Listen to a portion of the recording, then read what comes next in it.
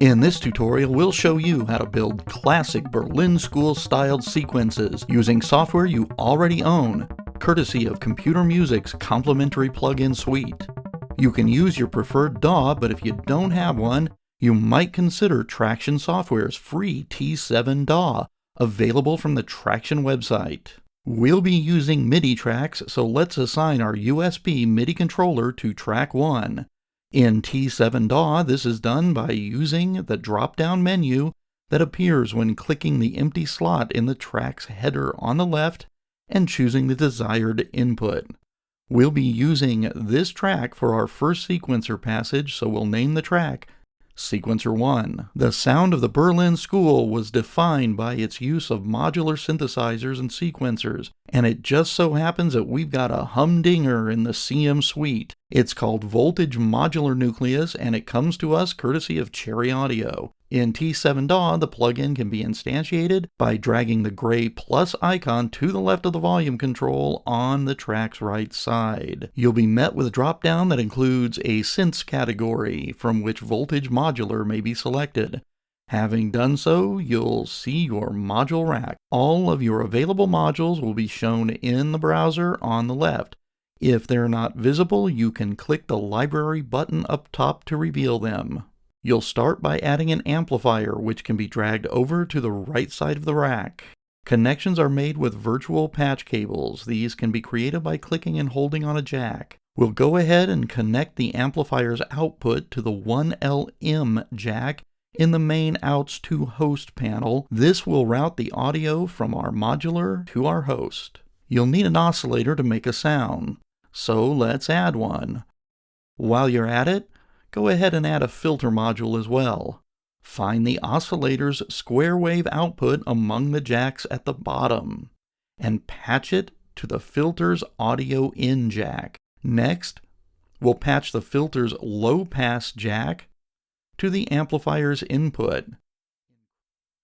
Increasing the amplifier's gain knob brings the sound into play. Let's keep that knob turned down to nil. You'll want control over the amplifier's gain, and we'll achieve that by adding an envelope generator module and patching its envelope out jack to the amplifier's CV in. Clicking the envelope's gate button will trigger the envelope, which will activate the amplifier's gain. Now it's time to add that 8-step sequencer module. Route its gate out to the envelope generator's gate in. Press the sequencer start button to trigger the envelope generator. It's not very exciting. Let's stop the sequencer. We'll adjust its rate to 90 BPM. Note the rows of buttons and sliders. The buttons determine if a step is heard, and the sliders determine the frequency or voltage of that step.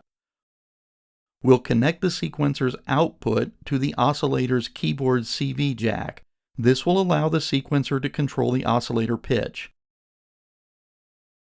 We'll adjust the sliders to create a different pitch for each step.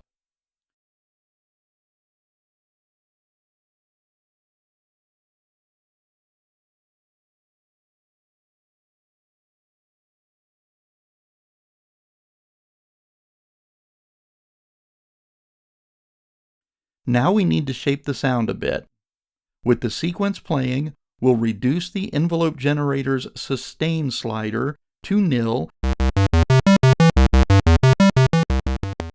and set its decay and release sliders to 200 milliseconds.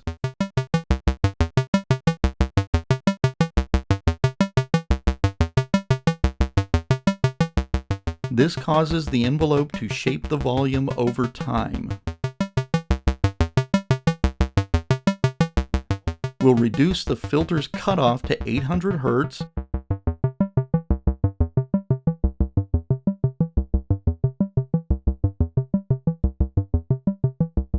and increase its resonance to around 24%.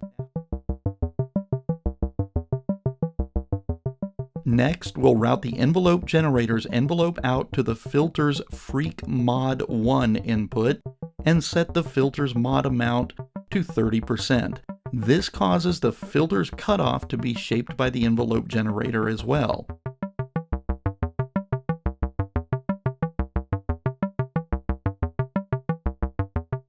It sounds good, but we need to add a delay module for that classic Berlin School sound. We'll disconnect the amplifier's output from the main outs and send it to the delay's input instead. The delay's output should go to the main out's 1LM jack. Berlin schoolers such as Klaus Schulze were fond of using a keyboard to transpose the sequence. We can do the same, simply by going to the CV Outs panel up in the top left and patching its pitch output to the oscillator's keyboard CV alongside the cable coming from the sequencer.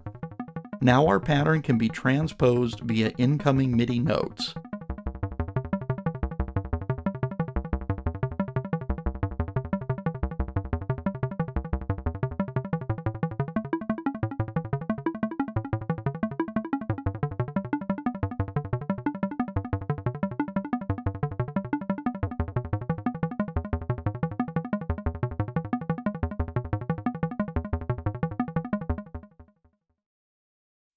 We'll adjust the host's BPM to 90 as well.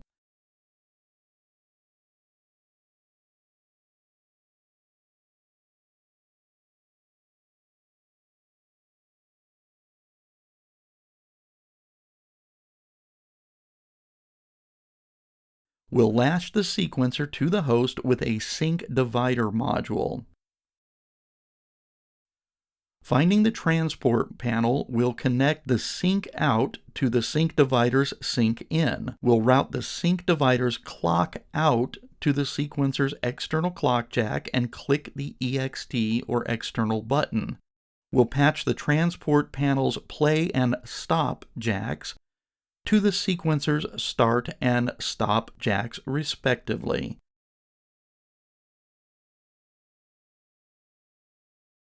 Now the host transports will control the sequencer and we can get on with some Berlin School improvisation.